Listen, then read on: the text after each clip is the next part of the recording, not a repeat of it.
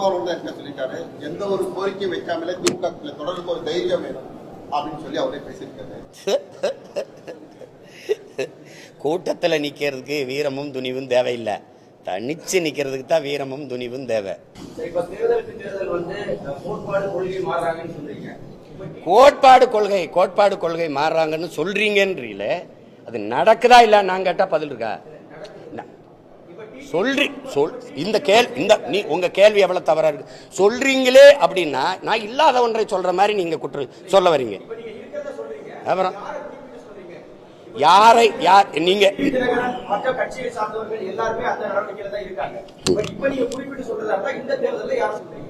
இந்த தேர்தலில் யார் யார் மாறி மாறி போறாங்களோ அதை சொல்லுங்க. நீங்க நான் என்ன கேட்கிறேன், ஒரு கட்சியோட போய் கூட்டு சேர்ந்து தேர்தலை சந்திக்கணும்னா அந்த கட்சியோட நின்னா தான் வெல்ல முடியும்னா தனியா கட்சி எதுக்கு? ஒன்றும் பேச மாட்டேங்கிறீங்க. யாரை எதிர்த்து கட்சி ஆரம்பிச்சீங்க? எந்த நோக்கத்திற்காக கட்சி ஆரம்பிச்சீங்க? எந்த லட்சியத்திற்காக கட்சி ஆரம்பிச்சீங்க? இந்த கேள்விக்கு என்ன பதில் வச்சிருக்கீங்க?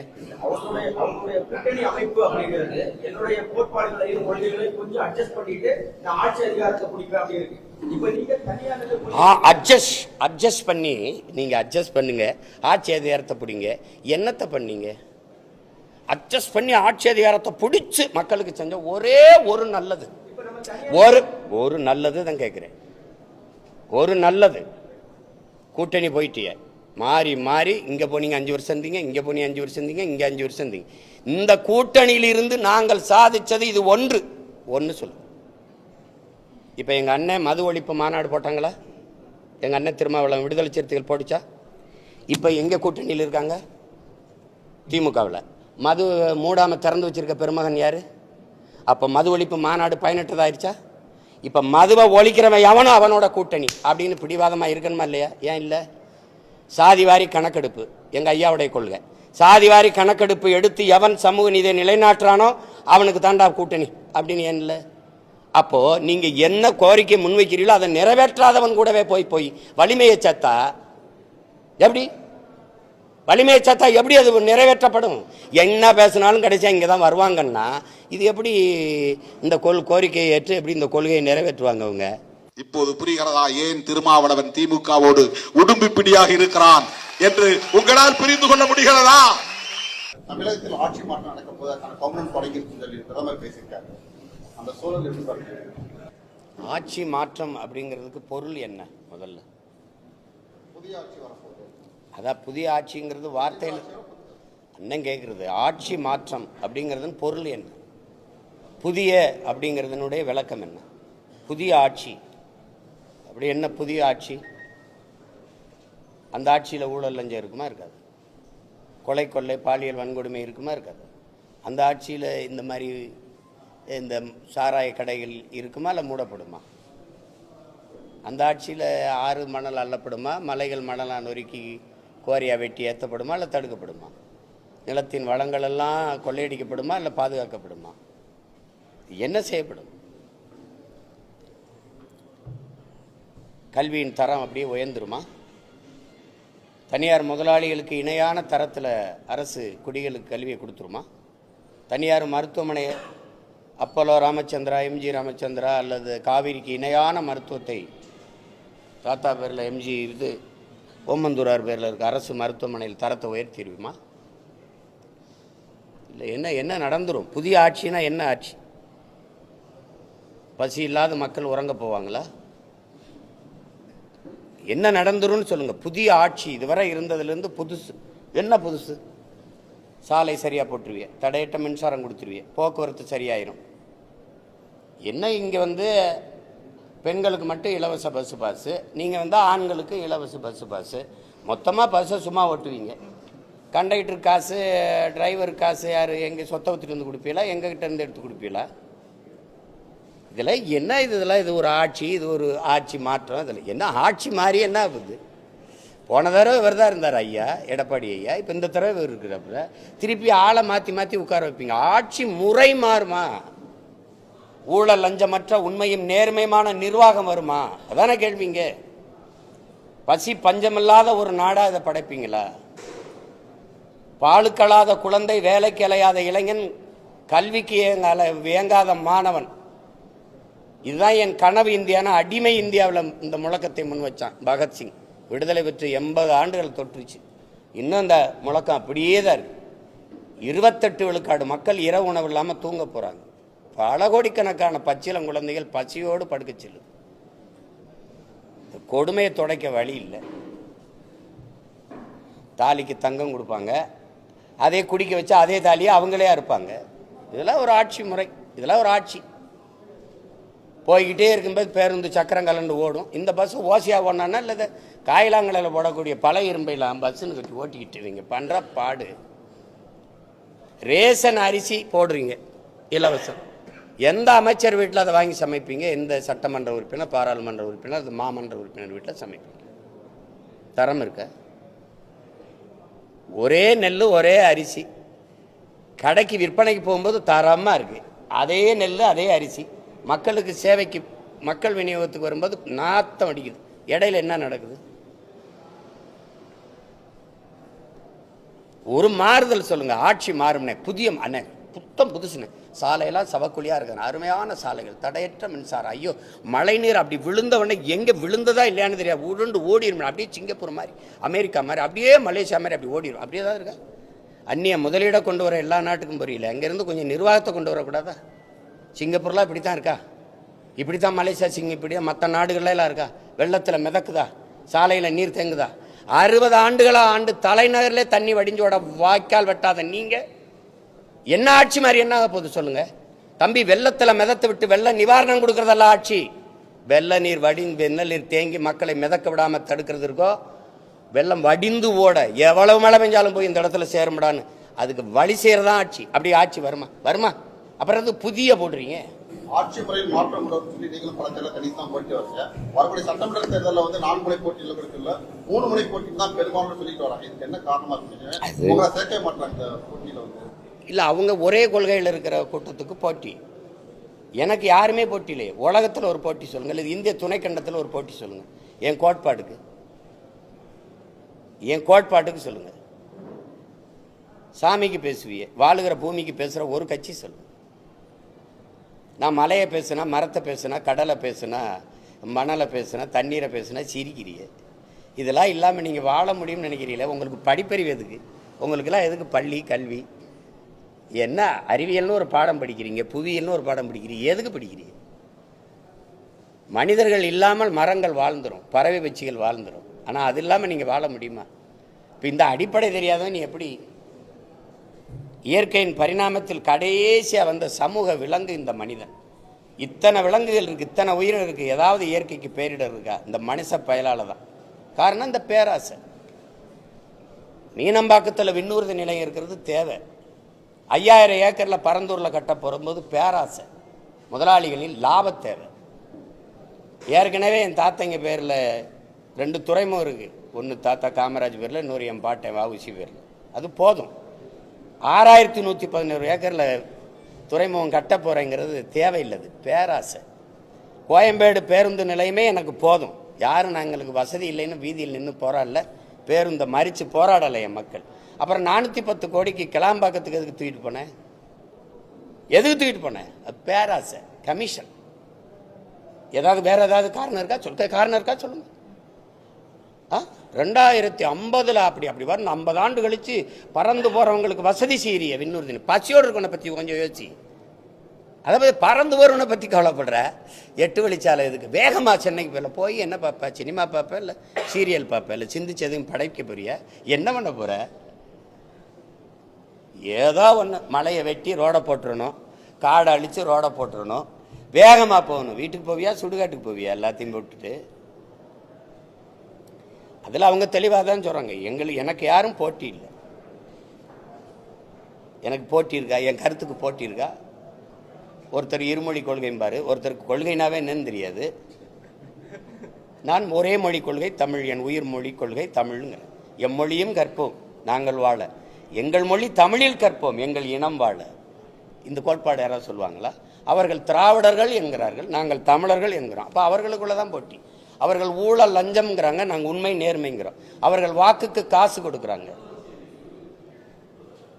நாங்கள் வாக்கை விற்கக்கூடாதுங்கிறோம். மதிப்புமிக்க கருவி ஜனநாயகத்தில் மக்களுக்கு இருக்கிற மதிப்புமிக்க வலிமையான உரிமை வாக்குங்கிறோம். அதை விற்கக்கூடாதுங்கிறோம்.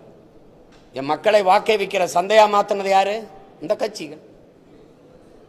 ஓட்டுக்கு காசு கொடுக்குற கட்சிகளுக்குள்ள போட்டி. அப்போ அவங்க சரியாக தானே சொல்கிறாங்க. நான் வாக்குக்கு காசு கொடுக்க மாட்டேன்.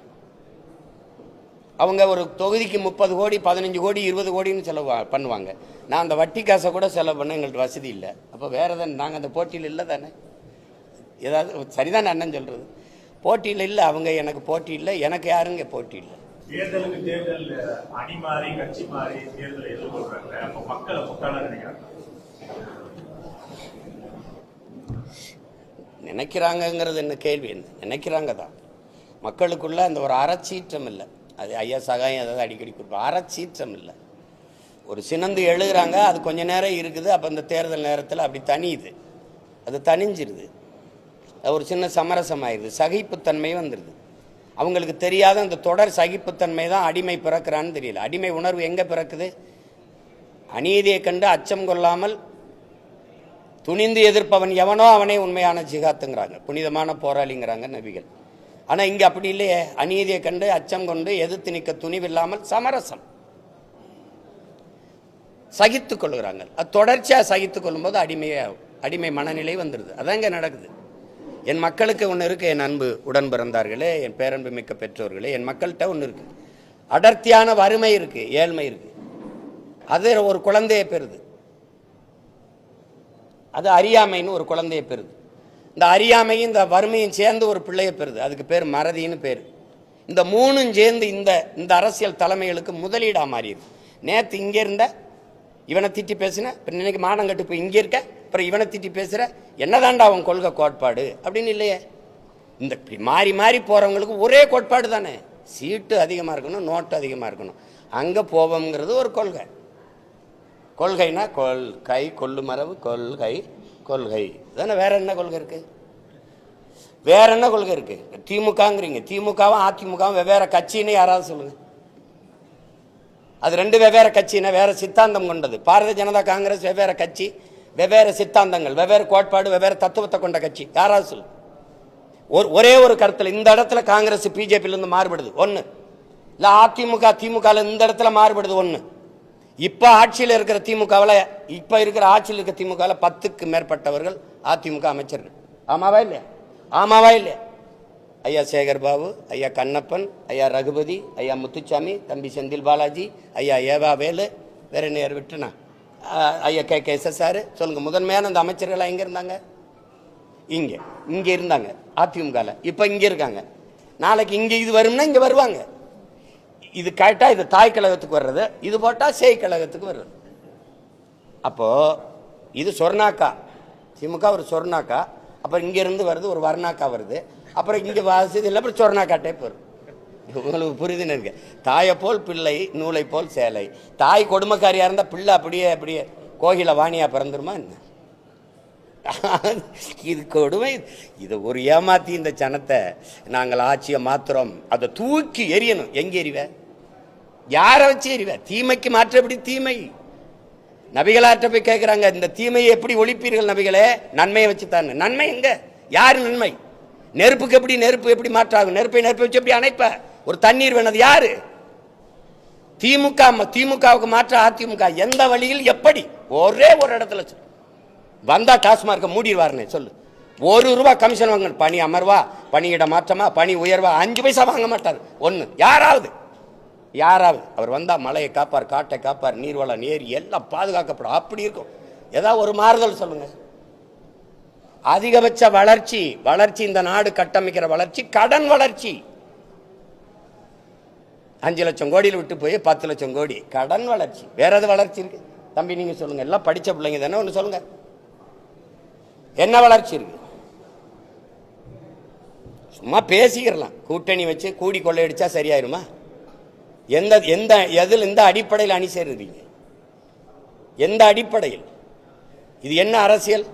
தேர்தல் வந்தவொடனே யார் எங்கே போகிறது, அவர்கள்ட்ட எவ்வளவு பேசுறது, இவள்கிட்ட இது கேவலம். இதெல்லாம் இந்த பேரம் பேசுறது பொலிட்டிக்கல் ரெவல்யூஷன் அப்படின்னு தான் வருது. எல்லாம் அரசியல் மாறுதல், அரசியல் புரட்சி அப்படின்னு தான் வர்றாங்க.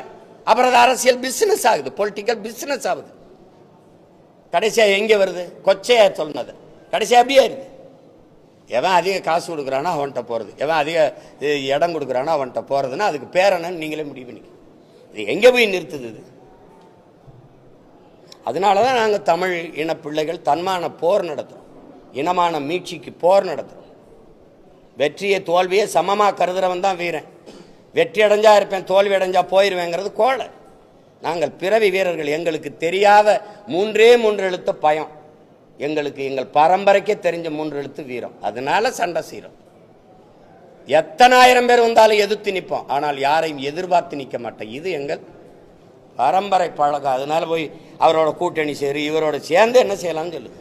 திருமாவளவன் என்ன சொல்லிட்டாரு, எந்த ஒரு கோரிக்கை வைக்காமலே திமுக தொடர்ந்து ஒரு தைரியம் வேணும் அப்படின்னு சொல்லி அவரே பேசியிருக்காரு. கூட்டத்தில் நிற்கிறதுக்கு வீரமும் துணிவும் தேவையில்லை, தனிச்சு நிற்கிறதுக்கு தான் வீரமும் துணிவும் தேவை. அது இப்போ எங்கள் அண்ணனை போய் நான் எங்கள் அண்ணன் எடுத்த நிலைப்பாட்டை குறை சொல்லவோ இது சொல்லவோ நான் இல்லை. அது அவர் முடிவு, அவங்க நிலைப்பாடு, அது இல்லை. நாங்கள் இதில் நிற்கிறதுக்கான காரணத்தை சொல்கிறேன். இந்த சமரசம் என் முன்னவர்கள் செஞ்சதுனால படிப்பறிவையும் விட மேலானது பட்டறிவு. தொடர்ந்து இது மாதிரி தான் அரசியல் தமிழ்நாட்டில் நடந்துட்டு இருக்கு. இப்போ நீங்க தனித்து இருக்கிறீங்க, எந்த அளவுக்கு ஆட்சி அதிகாரத்தை பிடித்து தொடர்ந்து இதுதான் நடக்குதுன்னு நீங்க தம்பி சொல்றீங்க. தொடர்ந்து நடக்குது என்பதற்காக ஏற்கனம்னு இருக்கா, இல்ல அதை மாற்றணும்னு இருக்கா? இல்ல மாற்றணும்னு இருக்கு. நம்ம தனியா இருந்து எந்த அளவுக்கு இதை மாற்ற முடியும்னு நீங்க நினைக்கிறீங்க? தனியா நின்று மாற்றமா இல்லையான்னு பாருங்க. 1.1 4.5 லட்சம் வாக்கு வாங்கின ஒரு அரசியல் கட்சி இந்திய பெருநிலத்தில் வாழ்ந்ததாக சரித்திரம் சொல்லுங்க, வளர்ந்ததாக சரித்திரம் சொல்லுங்க. 1.1 விழுக்காட்டிலிருந்து 8.22 8.5 விழுக்காட்டுக்கு உயருது அப்படின்னா வாக்குக்கு காசு கொடுக்காம சின்ன பிள்ளைகள். இப்போ இந்த மகளெல்லாம் வேட்பாளராக நிறுத்துறதுக்கு அறிவித்தேன், வயசு வரல, 24 வயசு தான் வருது. அப்போ அந்த மாதிரி சின்ன பிள்ளைகள், அறிமுகம் இல்லாத பிள்ளைகள், அவர்களை நிறுத்தி எளிய பின்புலத்திலிருந்து வர பிள்ளைகள் வாக்குக்கு காசு கொடுக்காமல் மக்களின் நன்மதிப்பை பெற்று 36 லட்சம் வாக்கை தொட்டு 3வது பெரிய கட்சியாக அங்கீகரிக்கப்பட்ட ஒரு மாநில கட்சியாக உயர முடியுதுன்னா இது வளர்ச்சியா இல்லையா? இது வெற்றி அங்கீகாரமா இல்லையா? இது வெற்றியா இல்லையா? நீங்க வெறும் தேர்தல் வெற்றி தான் வெற்றினீங்கன்னா கஷ்டம். தேர்தல் வெற்றினா கஷ்டம். தேர்தல் அரசியல் கட்சிகள் வளர்ச்சி மிக அற்புதமானது. உங்களுடைய கொள்கையில இருக்கின்ற மற்ற கட்சிகளை இணைந்து நீங்க உங்க தலைமையில் ஒரு கூட்டணி அமைக்கலாமே, அது ஒரு வாய்ப்பாக இருக்கு. என் கொள்கையை எதிர்த்து தான் இங்க நிறைய கட்சிகள் இருக்க வெளியே ஏற்று ஒரு கட்சியும் இல்லை. நீங்களே சேர்த்து விடுங்க. நீங்க எல்லாருமே பெரியாருங்கிறீங்க, 3 கட்சி. நான் எங்கள் இனத்தின் முன்னோர்கள் எல்லாருமே எங்களுக்கு பெரியாருங்கிறோம். உங்களுக்கு புரியுதா? அதே ஐயா பெரியாரே எங்க தாத்தா முத்துராமலிங்க தவிர பெரியாருன்னு எழுதுறாப்ல. எங்களுக்கு எங்க அண்ணன் புதுவரை எத்தனைதுறை வந்து எங்கள் தாத்தா கியாப்பை விஸ்வநாதர் தமிழ் இனத்தின் பெரியார்னு பேசுறது இருக்கு. எங்களுக்கு ஒவ்வொருத்தனும் பெரியார். அப்ப கோட்பாட்டு அளவில் நாங்க மாறுபடுறோம். இந்திய துணைக்கண்டத்தில் இந்திய பெருநிலத்தில் எந்த ஒரு இனம் தன்னை திராவிடன் என்று வரையறுத்துக் கொள்ளு. திராவிட பண்பாடு, திராவிட நாகரிகம், திராவிட கலாச்சாரம், திராவிட கட்டட கலை என்று எந்த ஒரு இனம் தன்னை வரையறுத்துக் கொள்ளு, தன்னை அடையாளப்படுத்து. என்னை ஏன் உலகத்தின் தொல்குடியை மூத்த ஒரு பேரினத்தை, என்னை ஏன் என் அடையாளத்தை திராவிட அடையாளமா மறைக்கிறேன்? சாதிய இழிவை தொடைத்தெறிய போராடுவதை விட செத்து ஒழிவது மேலானது. தொடைத்தெறிய போராடாமல் இருப்பதை விட செத்து ஒழிவதே மேலானதுன்னார் புரட்சியாளர் அண்ணல் அம்பேத்கர். அதே தான் நாங்கள் நினைக்கிறேன். எங்கள் மேல் சுமத்தப்பட்ட திராவிட இழிவை தொடைத்தெறிய போராடாமல் இருப்பதை விட செத்து ஒழிவதே மேலானதுன்னு நினைக்கிறேன். யார் என்ன எதுக்கு நீ திராவிடங்கிற? என் மொழி தமிழ், என் இன அடையாளம் தமிழன். அதில் எதுக்கு நான் மட்டும் திராவிடனா இருக்கணும்? தமிழர் என்றால் யார் யார் தமிழர்னு கேட்குறீங்க. சரி, திராவிடர் என்றால் யார் யார் திராவிடர்னா பதில் சொல்லுங்க, நான் யார் யார் தமிழர்னு சொல்லுங்க. இல்லை, அவர் தம்பி கேட்டதுக்கு சொல்லிடுறேன். ஒரு கத்தரிக்காயை நீங்கள் விளைய வைக்கணும்னா அதுக்கு எவ்வளோ காலம் கொடுக்குறீங்க? ஒரு தக்காளியை விளைய வைக்க எவ்வளோ காலம் கொடுக்குறீங்க? விதையை போட்டு வீட்டுக்கு வந்தோடனே தக்காளி பூத்து காய்ச்சிருக்காது இல்லை, ஒரு குறைஞ்சது 60 நாள் காத்திருக்கீங்க இல்லை? அப்போ அந்த 60 நாள் கூட காத்திருக்க முடியாதவன் பலனை அனுபவிக்க முடியாது. அப்போ நீங்கள் ஒரு மாறுதலை விரும்புகிறவன் கொஞ்சம் காலங்களை இதுக்கு விலை கொடுத்து தான் தீரணும். ஏற்கனவே கட்டமைக்கப்பட்ட ஒரு கோட்பாட்டை தகர்த்து புதிய ஒரு கோட்பாட்டை உருவாக்க நினைக்கிறவன் கொஞ்சம் விலை கொடுக்கணும். உடனே மாறிடும் அப்படின்னா அது இந்த மாற்றத்திற்கு மதிப்பு இருக்குது. உங்களுக்கு புரியுதுன்னு நினைக்கிறேன். மாறுதல் என்பது ஒரு மகத்தானது, அது எல்லாருக்கும் விருப்பமாக இருக்குது. ஆனால் அது கொஞ்சம் காலம் எடுத்துறது. அந்த காலம் வரை சகித்து கொள்கிற மனநிலையில் என் மக்கள் இல்லை. அதனால என்ன ஆயிருதுன்னா இருக்கிறதுல ஏதோ இருக்கிறத வச்சு ஏதோ பண்ணிடுறோம்ப்பா, நடந்தால் நல்லது தான், ஆனால் நடக்கணுமே இப்படின்னு ஒரு சகிப்புத்தன்மை இருக்குது. அதையும் சேர்த்து மாற்றணும். அது கொஞ்சம் காலம் எடுக்கும்.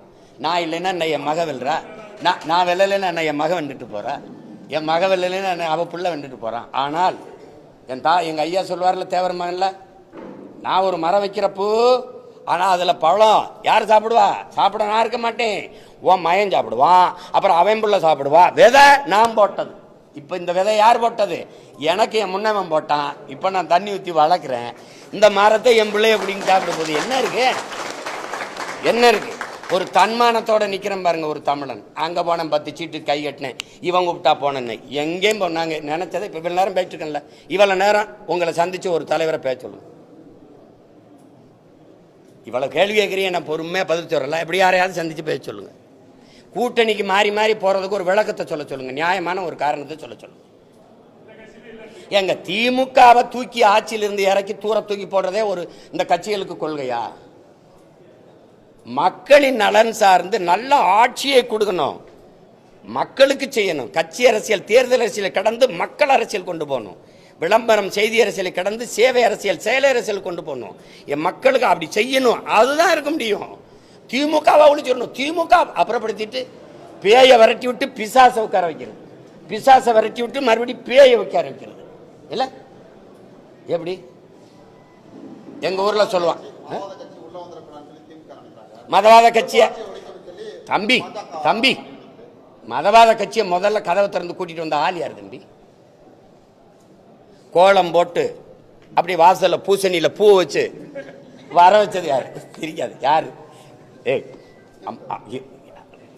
அதை ஏன் சத்தமா சொல்ல மாட்டேன்?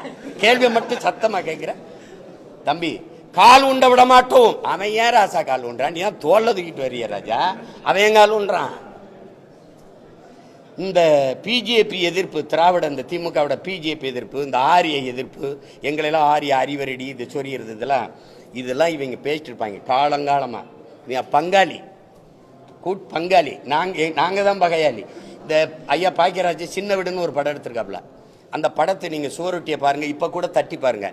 அந்த அம்மாவை அந்த கல்பனாவை இப்படி கட்டி பிடிச்சுக்கிறாப்புல, இப்படி இந்த அம்மாவை இந்த பக்கம் பார்க்க விட மாட்டாப்புல, இப்படி கட்டி பிடிச்சிட்டு இந்த பக்கம் சின்ன விட ஒரு அப்பாட்டியா ஒரு அம்மா வச்சிருப்பாப்புல, அந்த அம்மாவுக்கு பூவை கொடுத்துட்டு இருப்பாப்புல. இதுக்கு பேர் என்ன தெரியுங்களா? திராவிடத்தின் ஆரிய எதிர்ப்பு. பிஜேபியை நுழைய விடாம எதிர்க்கிறது.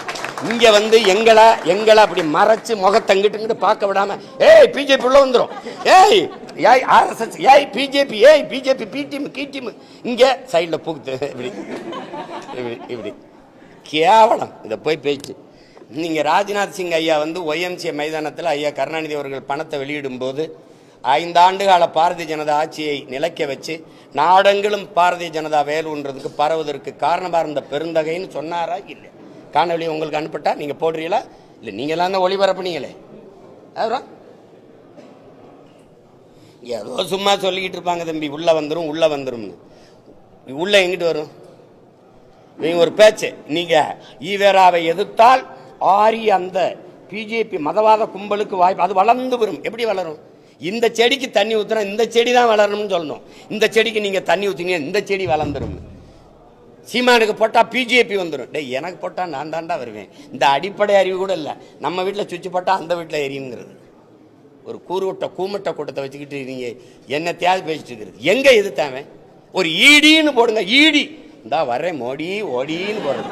அப்புறம் போட்டு என்ன எல்லாம் தெரிஞ்சுக்கிட்டு என்னை போட்டு கேட்டு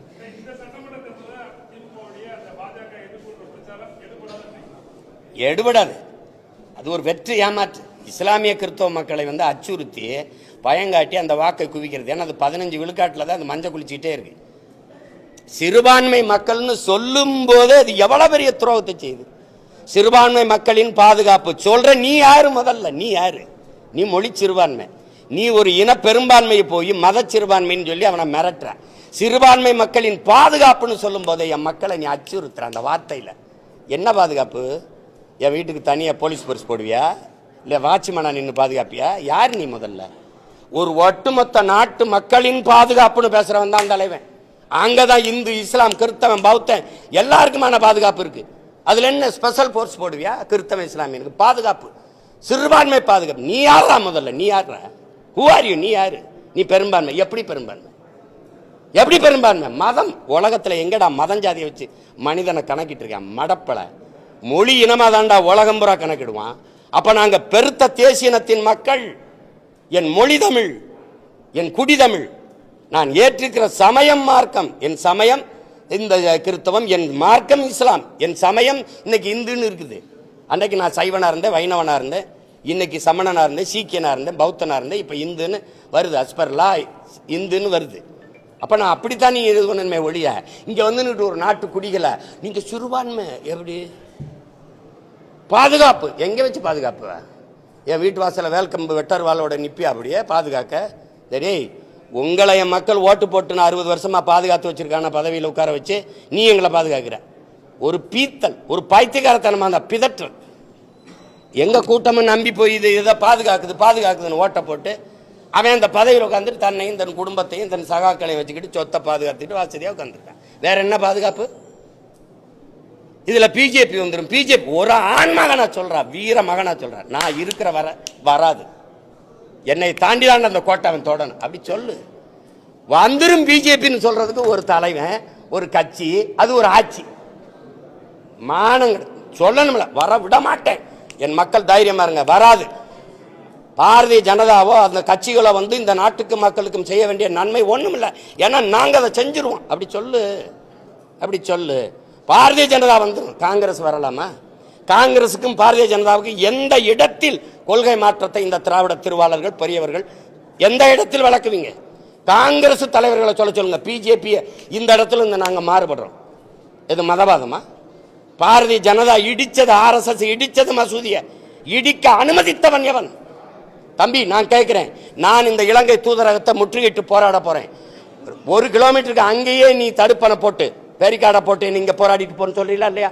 ஆளுநர் மாளிகை முற்றுகை எங்க தடுப்பீங்க? 1.5 கிலோமீட்டர் 2 கிலோமீட்டர் முன்னாடி தடுப்பீங்களா இல்லையா? அப்ப எப்படி கரசபை வந்து மசூதி ஏறி இடிக்கும்னு தெரியாம எப்படி உளவுத்துறை என்ன பண்ண? ஒரு ஆண்டு என்ன பண்ணுச்சு? அப்ப 3 கிலோமீட்டருக்கு அங்க தடுத்து நிறுத்தாம என்ன பண்ண? அனுமதிச்ச. அண்ணல் அம்பேத்கர் தினத்தை வந்து நீ வந்து உலக நாட்டின் கருப்பு தினமா மாத்தணும். தாழ்த்தப்பட்ட இந்த இஸ்லாமிய மக்கள் எழுச்சி வரக்கூடாதுன்னு அந்த நாளை கருப்பு தினமா திட்டமிட்டு மாத்தினீங்க. நீங்க எல்லாம் இடிக்க அனுமதிச்சா. நீ ராமர் கோயிலுக்கு ஐயா அடிக்கல் நாட்டும் போது மோடி ஐயா கங்க்ராச்சுலேஷன் ராகுல் காந்தி வாழ்த்து சொல்றார். எங்க மாறுபடுது? எங்க மாறுபடுது? எது ஜிஎஸ்டிலையா? எதுல? நீட்லையா? இல்ல சிஏஏ என்ஆர்சி இல்லையா? இல்ல என்ஐஏ இல்லையா? எந்த கொள்கையில? வெளியுறவு கொள்கையிலையா? பொருளாதார கொள்கையிலையா? மருத்துவ கொள்கையிலையா? பாதுகாப்பு கொள்கையில? இந்த இடத்தில் பாரதிய ஜனதா காங்கிரஸ் முற்றிலும் மாறுபடுது. ஒரே ஒன்னு சொல்லு, ஒன்னு சொல்லுங்க, ஒன்னு சொல்லுங்க. அதனாலதான் சொல்ற, கொடியில் வண்ணம் மாறும், கொள்கையில இவங்களுக்கு என்ன மாறாது. பூரா திருட்டு போயிலுங்க. நீ பேசிட்டு இருக்கிற, நீ என்னமா பிஜேபி வந்துடும். பிஜேபி வரக்கூடாது, காங்கிரஸ் வரலாமா? இந்த நாட்டில் தமிழ் மக்கள் படுகிற அவ்வளவு துயரத்திற்கும் காரணம் யாரு? காங்கிரஸ். 500 டிஎம்சி 450 டிஎம்சி வந்துகிட்டு இருந்த தண்ணி, காவிரியில் வந்துகிட்டு இருந்த தண்ணியை தரவிடாம தடுத்தது யாரு? வழக்கு போட்டதா ஐயா கருணாநிதி. அந்த வழக்கை திரும்ப பெறுங்கன்னு மிரட்டி அந்த வழக்கை திரும்ப பெற வச்சது யாரு? அம்மையார் இந்திரா காந்தி. கச்சத்தீவை தான் தோன்றித்தனமாக எடுத்து சிங்களனுக்கு தாரை பார்த்து கொடுத்தது இந்தியாவோடதா அந்த நிலப்பரப்பு? என்னோடது. என் பாட்டன் சேதுபதி எடுத்து கொடுத்தது யாரு? நீங்க. ஒரே ராத்திரியில் சினிமாவை பண்டார நாயக்கா சாஸ்திரி கையெழுத்து போட்டிய மக்களை நாடற்றவன ராத்திரியில் இறக்கி விட்டவன் யாரு? நீ. இந்த நிலத்தில் இருக்க நச்சு திட்டம், அணு உலை, ஸ்டெர்லைட், மீத்தேன் எல்லாத்தையும் கையெழுத்து போட்டு கொடுத்தது யாரு? நீ. கல்வியை மாநில பட்டியலிருந்து பொதுப்பட்டியல் தூக்கிட்டு போனது யாரு? நீ. அப்புறம் நீ வந்து புதுசா என்னமோ எங்களுக்கு எல்லாம் நல்ல செய்யப்படுற, நல்ல செய்யப்படுற. என்ன செய்யப்படுற?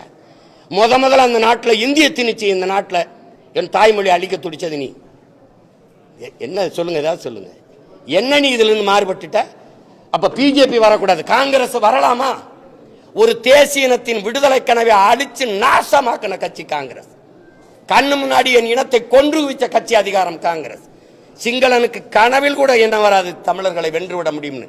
அவனுக்கு 2 கரமும் கொடுத்து, வட்டி இல்லாத கடனை 80,000 கோடியை கொட்டி கொடுத்து, ஆயுதம் கொடுத்து, பயிற்சி கொடுத்து, போர்க்கப்பலை கொடுத்து என் மக்களை அழித்து ஒழிக்க வைத்தது இந்த காங்கிரஸ் கட்சி. அதன் ஆட்சி கூட நின்னது இந்த திமுக. நீங்க பேசிக்கிறீங்க இந்த காங்கிரஸ் இனத்தை கொண்டு வச்ச காங்கிரஸ் வரலாம்? அதை எப்படி அனுமதிக்கிறா? 2 பேருமே வரக்கூடாதுன்னு சொல்ல. அப்ப தனி ஆண்மகன். இந்திய கட்சி எதுக்குன்னு கேளு. சரி, பாரதிய ஜனதா கட்சி நிலைப்பாடு காவிரியில, காங்கிரஸ் கட்சி நிலைப்பாடு, முல்லை பெரியாற்ற காங்கிரஸ் இல்ல கச்சத்தீவு மீட்புல 2 கட்சிக்கும் வேறுபாடு, ஏதோ ஒண்ணு சொல்லுங்க. ஒண்ணு சொல்லுங்க. எந்த இடத்துல? பாரதிய ஜனதாவே பேசுறியே, காங்கிரஸ் வரலாமா? ஏன் அதை குட்டி வர? என் இனத்தை கண்ணு முன்னாடி கொன்னு குவிச்சிட்டு அதே இனத்துல வாக்கை பெற்று வலிமையான அதிகாரத்துக்கு ஆட்சிக்கு வந்துட முடியும்னா நாங்க மானங்கட்ட கூட்டம் ஆயிட்டோம்னா நீ மஞ்சள் குளிக்கிற. நீ வேற எப்படி? வேற இந்த கன்னடனை கொண்டுட்டு அல்லது ஆந்திரா தெலுங்கரை கொண்டுட்டு மலையாளியை கொண்டுட்டு நீ இப்படி அந்த மாநிலத்தில் ஒரு ஓட்டு வாங்கிட முடியுமா? வாங்கிட முடியுமா சொல்லுங்க. திரும்ப திரும்ப அவனை கூட்டி வந்துட்டு பிஜேபி வந்துடும், காங்கிரஸ் வரலாம். ஏன்னா என் இனத்தை கொண்டு குவிச்சான்ல, என் விடுதலை கனவை பொசிக்கு நாசமாக்கினால, அதனால வரலாம். ஐபிகே அனுப்பி என் இன மக்களை அழிச்சு ஒழிச்சாங்களா, வரலாம். காவிரி நதிநீர் உரிமை பறிகொடுக்க வச்சால வரலாம். கச்சத்தீவை எடுத்து அது கொடுத்ததான்னு சொன்னா அதனால வரலாம். என்னது? எத்தனை காலத்துக்கு இதையே பேசிட்டு தீருவீங்க தம்பி? எத்தனை காலத்துக்கு இதையே பேசிட்டு தீருவாங்க இவங்க? ஒரே ஒரு காங்கிரஸ் கட்சி தலைவரை இந்த பாரதிய ஜனதாவில் இருந்து இந்த இடத்துல நாங்க மாறுபடுறோம். அது மதவாத கட்சி. நீ மிதவாத கட்சியா?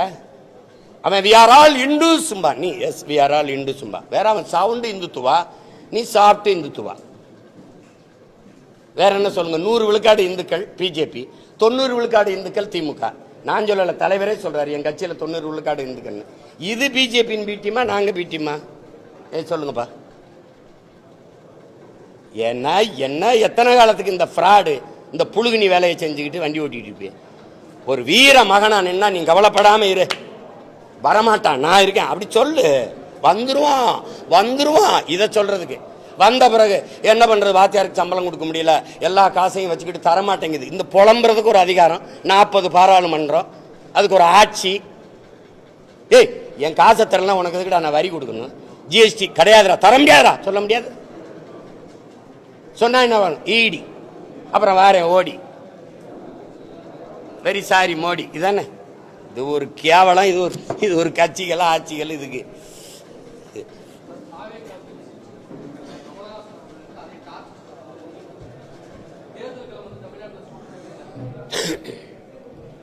சூடு எங்க பிடிக்குது? நேற்று கூட மழை தான் பெஞ்சிருக்கு.